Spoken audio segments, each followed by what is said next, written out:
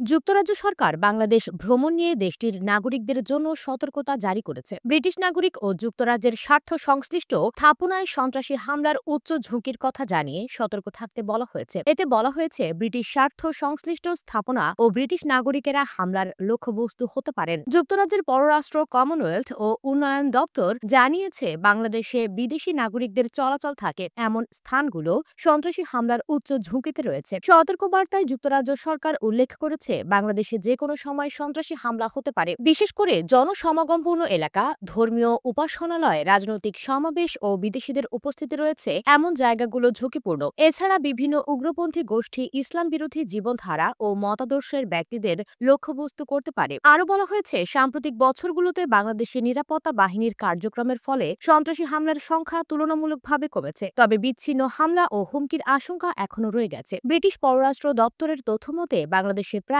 সংখ্যালঘু ধর্মীয় সম্প্রদায় এবং আইনশৃঙ্খলা রক্ষাকারী বাহিনীর সদস্যদের লক্ষ্য করে হামলা হয়েছে। এ ধরনের হামলায় কখনো কখনো ইম্প্রোভাইজড এক্সপ্লোসিভ ডিভাইস ব্যবহার করা হয়েছে। যুক্তরাজ্য সরকারের সতর্কবার্তায় বলা হয়েছে, বাংলাদেশি আইনশৃঙ্খলা বাহিনীর সন্ত্রাসী হামলা প্রতিরোধে সক্রিয়ভাবে কাজ করছে। হামলার পরিকল্পনা নস্যাৎ করতে পুলিশ ও নিরাপত্তা সংস্থাগুলো চেষ্টা চালিয়ে যাচ্ছে, তবে এর ফলে নিরাপত্তা বাহিনীর উপস্থিতি বাড়তে পারে এবং স্বল্প সময়ে চলাচলে বিধিনিষেধ আরোপ করা হতে পারে। সবসময় চারপাশের পরিস্থিতি সম্পর্কে সতর্ক থাকতে ব্রিটিশ নাগরিকদের পরামর্শ দেওয়া হয়েছে। বিশেষ করে পুলিশ স্টেশন এবং আইনশৃঙ্খলা বাহিনীর কার্যালয়ের আশেপাশে সতর্কভাবে চলাচল করতে বলা হয়েছে। এছাড়া বড় সমাবেশ বা বিক্ষোভ স্থলে অবস্থান না করার পরামর্শ দেওয়া হয়েছে, কারণ এগুলো দ্রুত সংঘর্ষের রূপ নিতে পারে। এফসিডিও ব্রিটিশ নাগরিকদের জরুরি প্রয়োজন ছাড়া পার্বত্য চট্টগ্রামে ভ্রমণ না করার পরামর্শ দিয়েছে। এই অঞ্চলের দূরবর্তী এলাকায় নিয়মিত সহিংসতা ও অপরাধমূলক কার্যক্রম ঘটে বলে সতর্ক করা হয়েছে। বিশেষ করে রাঙামাটি, খাগড়াছড়ি ও বান্দরবান জেলায় ভ্রমণের ক্ষেত্রে বাড়তি সতর্কতা অবলম্বন করার নির্দেশ দেওয়া হয়েছে।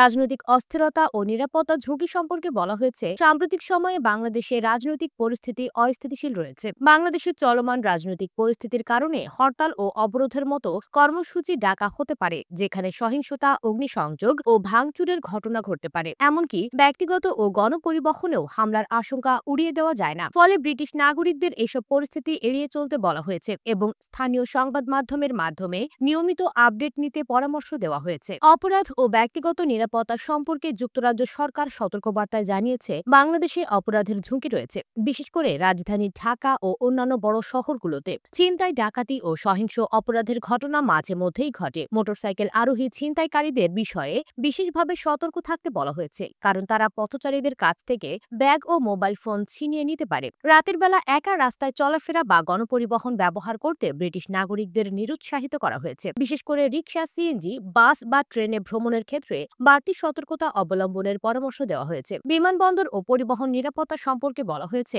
ঢাকা ও সিলেট আন্তর্জাতিক বিমানবন্দরকে পুরোপুরি কার্যকর ঘোষণা করা হলেও সেখানে নিরাপত্তাজনিত কিছু ঝুঁকি রয়ে গেছে। বিমানবন্দরে চুরি, পাসপোর্ট হারানো এবং ট্যাক্সি চালকদের দ্বারা প্রতারণার ঘটনা ঘটতে পারে বলে সতর্ক করেছে যুক্তরাজ্য সরকার। ব্রিটিশ নাগরিকদের বিমানবন্দরে দালালদের প্রলোভনে পা না দেওয়ার পরামর্শ দেওয়া হয়েছে এবং নির্ভরযোগ্য পরিবহন ব্যবহারের তাগিদ দেওয়া হয়েছে। বাংলাদেশের সামগ্রিক নিরাপত্তা পরিস্থিতির উপর ভিত্তি করে ব্রিটিশ নাগরিকদের নিয়মিত আপডেট তথ্য জানতে অনুরোধ জানানো হয়েছে।